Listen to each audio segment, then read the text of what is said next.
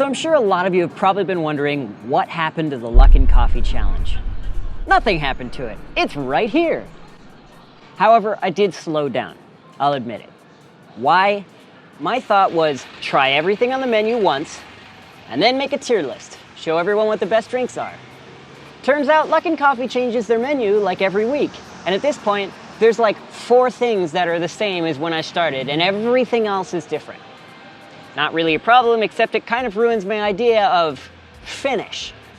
So if you watched the last video about ordering delivery from all the coffee shops around me, you probably know what the state of coffee is in China at this point. So how is Luckin gonna survive? Let's find out. I love how the building that it's in is called Titty City. So I guess right now we're gonna go for the pumpkin drink. May as well, something comparable to the US. Except one huge difference, in China, pumpkin is eaten as a regular food. In the US, people have it for pumpkin spice and maybe pumpkin pie. And that's pretty much it. In China, eating pumpkin is a completely normal and pretty much daily occurrence. So I wonder what the flavor of pumpkin will be like in comparison. Like, I definitely remember as a kid carving pumpkins and not even considering that pumpkin was a food, even though I ate pumpkin pie. First things first, I gotta say, come on, Luckin.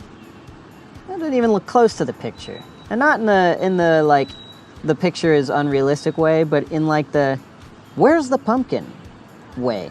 And look at that whipped cream level. It's not like I spent an hour waiting to pick it up or anything. That doesn't look right to me. Where's the whipped cream, bro?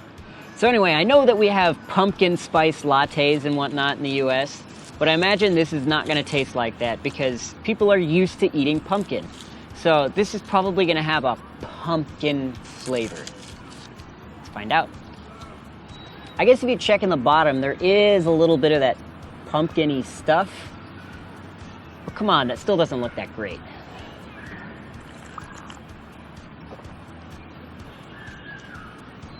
I was not wrong. It really tastes like pumpkin, which it's not a bad thing, but like almost tastes like a vegetable drink. Like imagine oh, there's boba in it, I forgot about that. It's funny, they call them like small balls, not boba.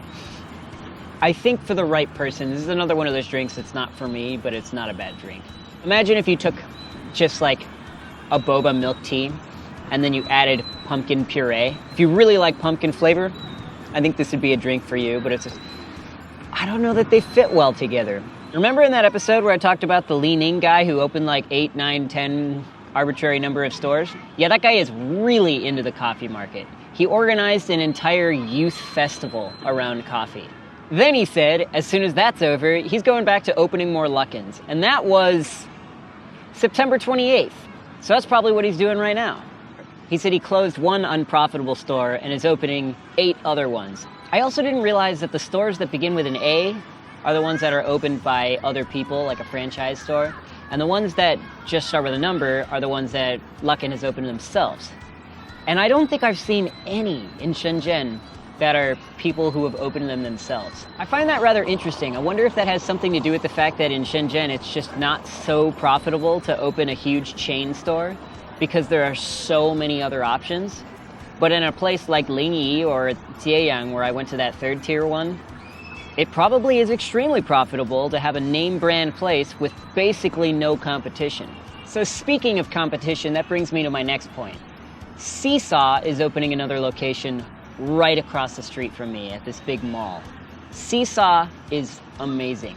They're like an independent roaster that's all of a sudden extreme expanding. They were the first ones that I discovered that were doing like really high quality beans that I could just go to a store and buy them and be like, oh, these are wonderful, and not mass produced terrible.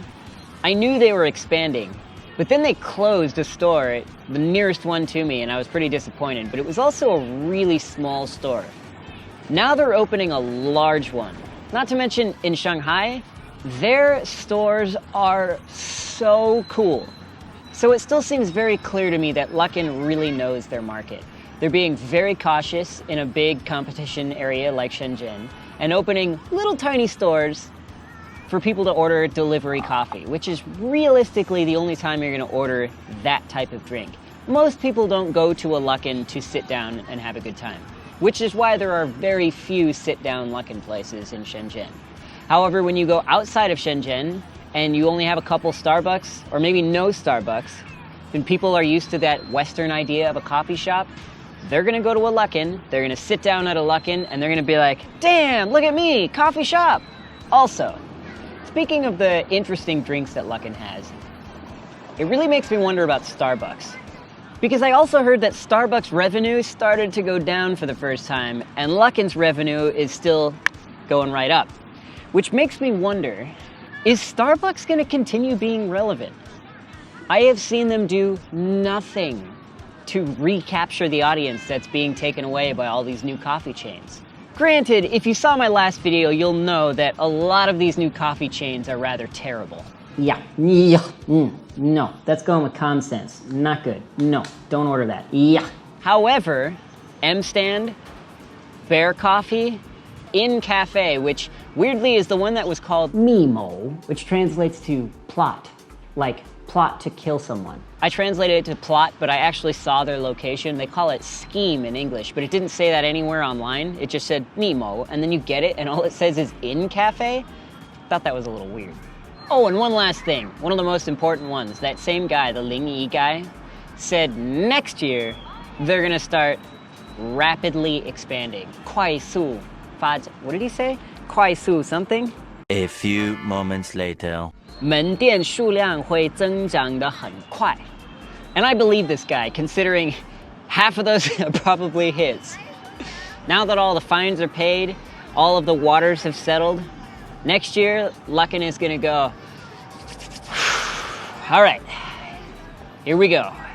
So, in conclusion, this drink, it's okay. It's not for me. But, Luckin's gonna be rapidly expanding. Yes, there's a lot of new competition, but a lot of it is kind of terrible. And whatever the third thing that I said, can't even remember at this point. And in the end, you always end up needing my help covering up your mistakes. Decent job this time, I'll admit it. But you forgot to mention the dope bike paths that you took on the way to Luckin.